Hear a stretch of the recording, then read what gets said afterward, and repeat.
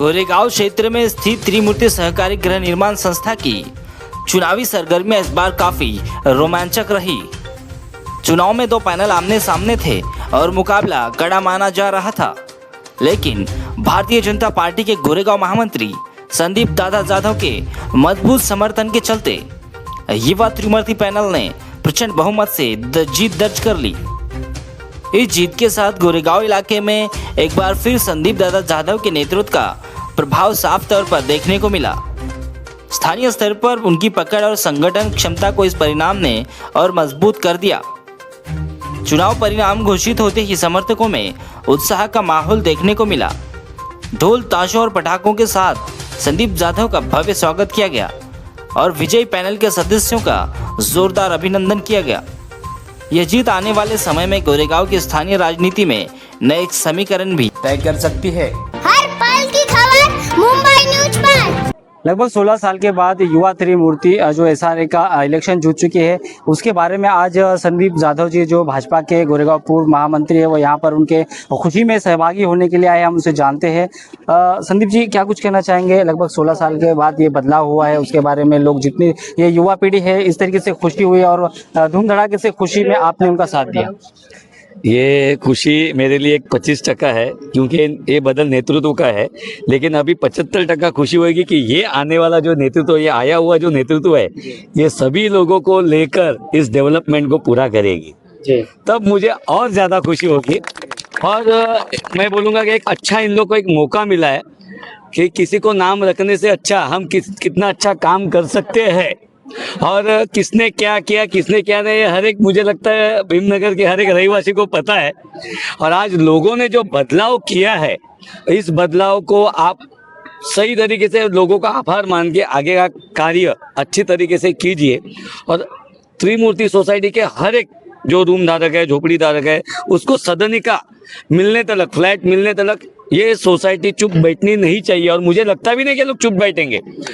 और एक अच्छा सक्षम पराग और ये शेखर और ये कोमल जी, हमारी ये सब माता भगिनी, इन लोग ने ये जो लड़ाई लड़ी, उसमें इन लोग ने मेरा के संदीप दादा ने हमको साथ दिया। देखो, मैंने सिर्फ आप लोगों को दिशा दी, आपके साथ में था, लेकिन आपके अंदर जो ऊर्जा थी वो भरने का काम मैंने किया। लेकिन आपका जो मंसूबा था, इन लोग का जो मंसूबा था कि हमारे लोगों का भला होना चाहिए, हमारे लोगों का एक काम होना चाहिए, मुझे लगता है कि उसकी एक पहली पहल ये इनको ऊपर वालों ने और भीमनगर के रहवासियों ने दी है।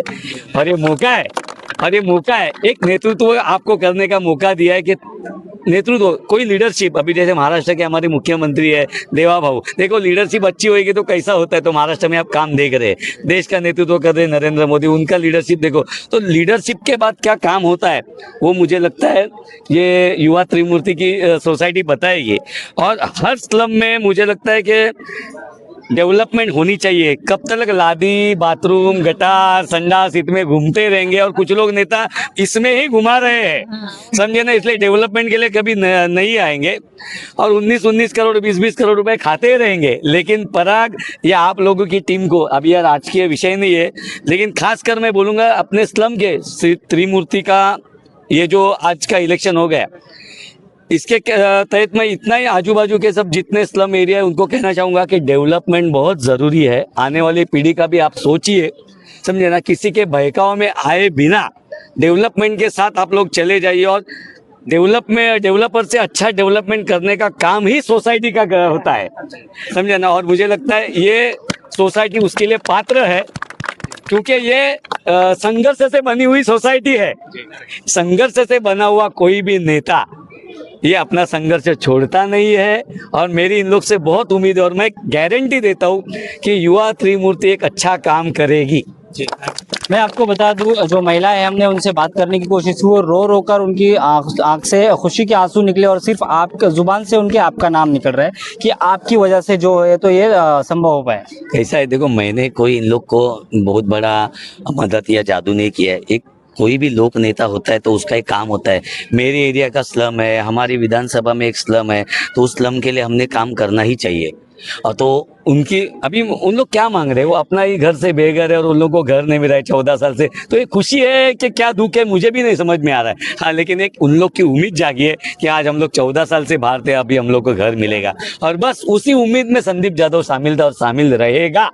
सर आखिरी सवाल आपसे ये रहेगा मेरा, लगभग आपने ये पैनल इन लोग ने जीता, आपने उनका जो सहभाग लिया, लेकिन और एक तकलीफ है जो राजीव गांधी नगर साई नगर के बगल में एक पहाड़ टूटा हुआ था, वहाँ के भी लोग बेघर हुए हैं। तो क्या उनके बारे में आपने कभी सोचने का प्रयास किया या फिर आगे कुछ सोचा है उनके बारे में? बहुत हम लोग ने प्रयास भी किया था इसके लिए, और वो जो गए थे लोग उनको भी पता है, लेकिन क्या है ये जब मुख्यमंत्री कौन थे, इनको जब वहाँ से निकाला गया, ये आपको भी पता है, और जब नेतृत्व सक्षम न हो तो ऐसी घटनाएं घटती है। हमारे वो बेचारे जो 177 घर है वो भी जल्दी से जल्दी आने चाहिए, यही हम लोग प्रार्थना करेंगे और उनके लिए प्रयास भी करेंगे। धन्यवाद। धन्यवाद सर।